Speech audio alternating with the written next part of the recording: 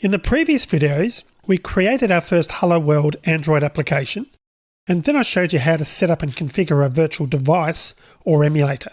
So now it's time to run the application on the AVD. Now you'll find I talk about virtual devices, emulators and AVDs throughout the course and use the terms interchangeably. Strictly speaking, emulator refers to the software that the virtual device is running inside, but we're not really interested in that level of detail. Using an emulator to run a virtual device is a way to get the Android operating system running on your computer so that you can run programs on it as though it were a real device. And it's very handy if you haven't got a physical device, and also lets you test on different Android versions just by creating a new AVD. So we're going to run the Hello World application on an Android virtual device. Now you should have Android Studio running as I've got, and the Hello World application opened. Android Studio keeps a track of the last few projects that you've worked on, so you can just click on Hello World on the left hand side of the welcome screen to load the project if it's not already opened. Now we saw one way to start an emulator in the previous video. From the Tools menu, I chose Android and then AVD Manager. And now from the AVD Manager, click the green triangle next to the virtual device that you want to start. So I'm going to click on that now. And if you've got a slow computer, it's probably a good idea to start the virtual device before you actually need it. You can leave it loading to get on with your work. And you can also close down the Android Virtual Device Manager before the emulator has fully loaded.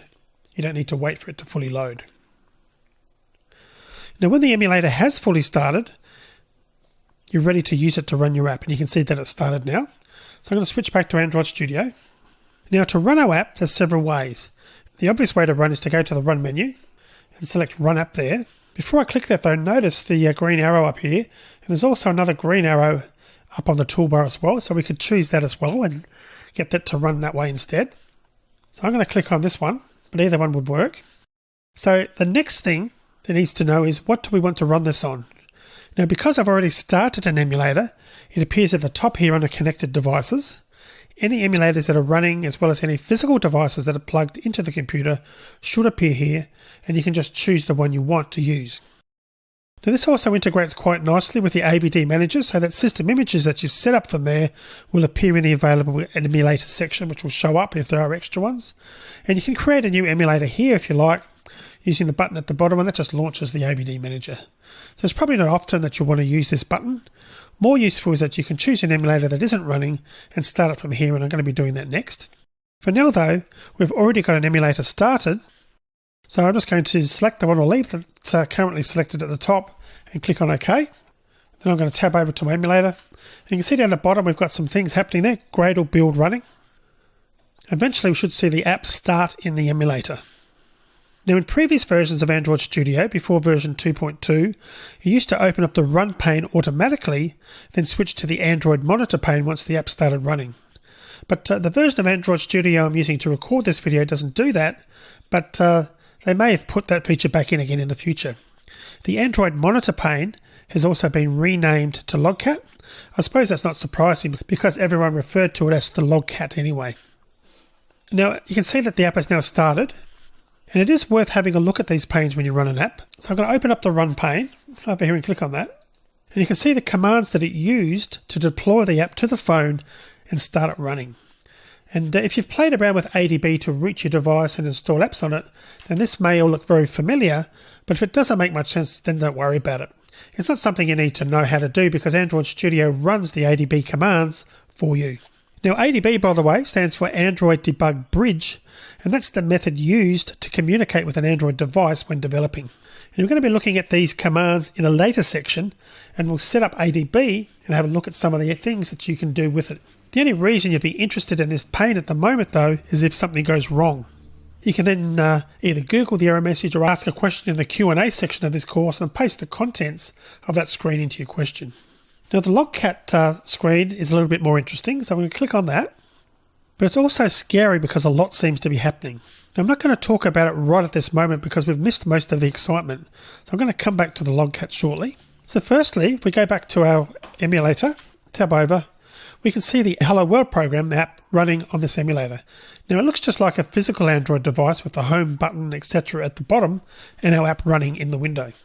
Our simple app doesn't do a great deal, but that's just how you can test your app using an emulator. So So I can close the app using the back button. And just like on a physical device, when you install apps from the Play Store, there's an icon to launch Hello World from the device's apps menu. So if I click on that, you can see we've got our Hello World app there, and I can click on that to start it. Now you may have noticed some activity down here in this logcat pane while all that was going on. So let's actually have a look at that. And so that we can see that all from the start, I'm going to shut down this emulator and we'll start it back up again using the other method I mentioned. You can stop the emulator by either holding down this power button here, holding down the button and powering off, but you can also close it by clicking on this little X button down here. Either way will actually close down the emulator. Alright, so now instead of starting an emulator first, I'm just going to run the program. Now if you've got a fast computer with loads of RAM, there's no need to start an emulator first. In the button bar at the top of the screen there's a green arrow that you can use to run your app like I clicked earlier. You can do that again. And when I've clicked that, it asks for an emulator or device to run on. And that's the same screen we saw earlier, but now there's no running devices, connected devices is none. We've got available virtual devices showing the Nexus 5X API 26 virtual device. So I can choose one from there and click on OK. And we should find the emulator starts up for us automatically, and eventually once that's loaded, the application will automatically start. And I've got the logcat showing on the screen here, as you can see. So we should be able to see things happening here if that does, as that does start. Now I say should be able to. The logcat often hangs on the emulator that you've just closed. So it might be showing us disconnected or just generally not updating. It doesn't seem to be doing much in the way of updating here now, as you can see. And this is the disconnected here that I'm referring to in the drop-down window. I'm going to change that to select a new emulator. Click on that, select a new emulator, and then we'll be good to go.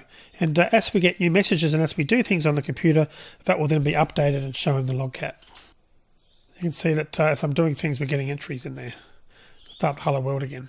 There's generally a lot going on in the logcat. And what we might do is, just to see that in full glory, we'll close this down, power it off, and then we'll start it again. And you'll be able to see the emulator in all the various messages. Right, so at the moment you can see it says disconnected, so we're going to start that again. Then we're going to come down here straight away, give it a second to start. You can select no filters over here, and you can see we've got absolutely everything. Quite a bit of information, as you can see there. And this is what I was talking about before. You can see some of the messages have got an I and a slash at the beginning, information messages.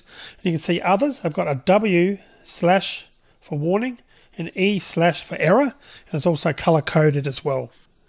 Now the logcat clears itself as our app launches each time, so if I go back and actually select our app, show only selected application, there's currently nothing, so there'll be little to nothing showing.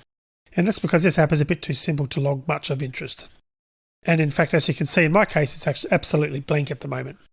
Now, we're going to be looking at logcat in more detail a bit later when we've actually got some more log entries to see.